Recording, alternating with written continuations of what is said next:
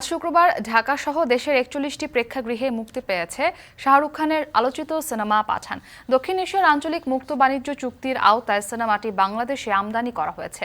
Bollywood superstar Shahrukh Khan অভিনীত সিনেমাটি দেখতে রাজধানীর মধুমিতা সিনেমা হলে ভিড় ছিল দর্শকদের। সেখানে আছেন আমাদের সহকর্মী সাজিদ আরাফাত, যুক্ত হচ্ছে তার সঙ্গে। সাজিদ, দুপুরে আপনি স্টার সিনেপ্লেক্স থেকে জানিয়েছিলেন যে সেখানে দর্শকদের অনেক সাড়া পেয়েছে সিনেমাটি। এখন আপনি মধুমিতায় রয়েছেন, সেখানে দর্শকদের সাড়া কেমন দেখছেন এবং যারা এই সিনেমাটির পরিবেশক রয়েছেন, বাংলাদেশের সিনেমাটির ব্যবসা সফলতা নিয়ে তারা কতটুকু আশাবাদী?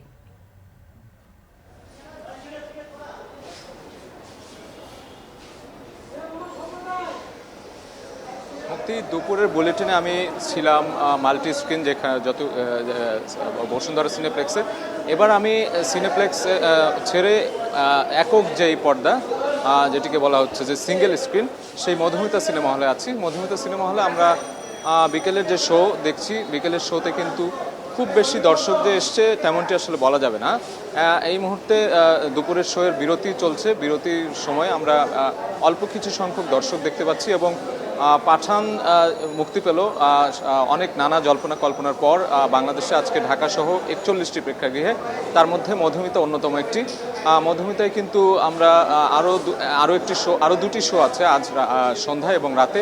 সেই দুটি শোতে কীরকম দর্শক হবে সেটি এখন পর্যন্ত বলতে পারছি না, তবে এই মুহূর্তে খুব একটা বেশি চাপ নেই আমরা দেখছি। এবং এর আগে আমরা দেখেছি যে মাল্টি স্ক্রিন বসুন্ধরা সিনেপ্লেক্সে কিন্তু বেশ অনেক দর্শক ছিল সেখানে দর্শক ছিল এবং শাহরুখ খানের যে ফ্যানরা ছিল, ভক্ত অনুরাগী যারা ছিল, সবাই কিন্তু মোটামুটি বেশ ভিড় জমিয়েছিল এবং কয়েকটি শো কিন্তু সেখানে হাউসফুল হয়েছে বলে আমরা জানতে পেরেছি। কিন্তু মধুমিতায় কিন্তু সেই চিত্রটি নেই, এখানে কিন্তু হাউসফুল হয়নি।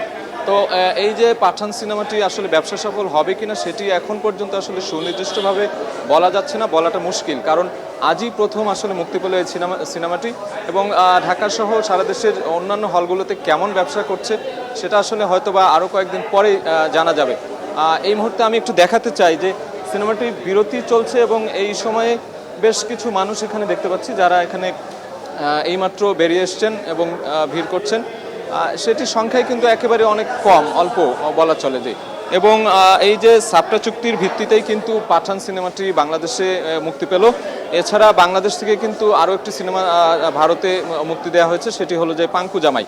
এই যে সিনেমা আদান প্রদানের যে বিষয়, সেটি আসলে আরও হয়তোবা দিনে দিনে বাড়বে, আরও সমৃদ্ধ হবে। দুই দেশের যে সিনেমা জগতের যে বাণিজ্য, সিনেমা নিয়ে যে চলচ্চিত্র শিল্পের যে বাণিজ্য, সেটি হয়তোবা আরও প্রসার ঘটবে, এমনটি আসলে বলছেন চলচ্চিত্র সংশ্লিষ্টরা, চলচ্চিত্র বোদ্ধারা।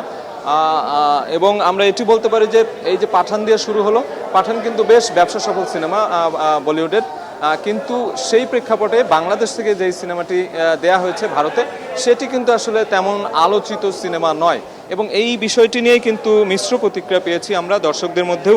অনেক দর্শক যারা সিনেমা ভালো বোঝেন, সিনেমা বোদ্ধা, তারা বলছিলেন যে বাংলাদেশের ভালো সিনেমা কিন্তু আরও ছিল, অনেক ব্যবসা সফল জনপ্রিয় পুরস্কার পাওয়া সিনেমাও কিন্তু ছিল, সেগুলো কেন দেয়া হলো না, সেইগুলো যাতে দেয়া হয় ভারতে, সেই বিষয়টির উপর তারা জোর দিয়েছেন। এবং আগামীতে যেন সিনেমার এই যে আমদানি রপ্তানির যে বিষয়টি, এর মাধ্যমে কিন্তু বাণিজ্য বাড়বে, দুই দেশের কারেন্সির যে বিষয়গুলো আছে সেটিও আসলে বাড়বে এবং এর ফলে কিন্তু প্রতিযোগিতা বাড়বে এবং সিনেমা শিল্প আরও সমৃদ্ধ হবে বলে বলছেন এই যে সিনেমার পরিবেশক বা পরিচালক বা হল মালিক, তাদের সাথে আমরা কথা বলেছি এবং হল মালিকরাও কিন্তু বলছেন যে এই যে সিনেমা যে আদান প্রদানের যে বিষয়টি, সেটি আরও কিছুদিন পরে হয়তো এর প্রভাবটা আসলে দেখা যাবে।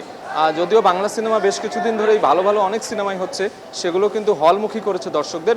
এবার আসলে নতুন একটা অভিজ্ঞতা, এই যে ভারতীয় সিনেমা আসলো বাংলাদেশে যে ৪১টি সিনেমা হলে মুক্তি পেল, সেই ৪১টি সিনেমা হলে দর্শক কতটা টানতে পারবে সেটি আসলে এখন দেখার বিষয় এবং এর জন্য আসলে পর্যবেক্ষণ করতে হবে আরও বেশ কয়েকদিন। এবং পাঠান সিনেমাটি মাল্টি স্ক্রিনে যে কয়েকটি জায়গায় চলছে, সেই জায়গাগুলোতে কিন্তু ইতিমধ্যেই আগামী কয়েকদিনের টিকিট বুকিং আসলে হয়ে গেছে এবং সেগুলো কিন্তু আগামী ২-৩ দিনের টিকিট কিন্তু এখনই পুরোপুরি একদম বুকড হয়ে গেছে বলে আমরা জানতে পেরেছি। এবং যেগুলো সিঙ্গেল স্ক্রিনের হল, সেগুলোতে একটু দর্শক চাপ কম আছে, সেই চিত্রটি আপনাকে কিন্তু এতক্ষণ আমরা দেখালাম এবং কয়েকদিন পরেই হয়তো আরও বোঝা যাবে যে আসলে মূল যে চিত্র এই সিনেমা আসার পর, সেই চিত্রটি আসলে আর কয়েকদিন পরেই হয়তো বা ফুটে উঠবে। এবং এই ছিল আমার কাছে মধুমিতা সিনেমা হল থেকে সবশেষ খবর। মুক্তি। রাজধানীর মধুমিতা সিনেমা হল থেকে যুক্ত ছিলেন সহকর্মী সাজিদ আরাফাত।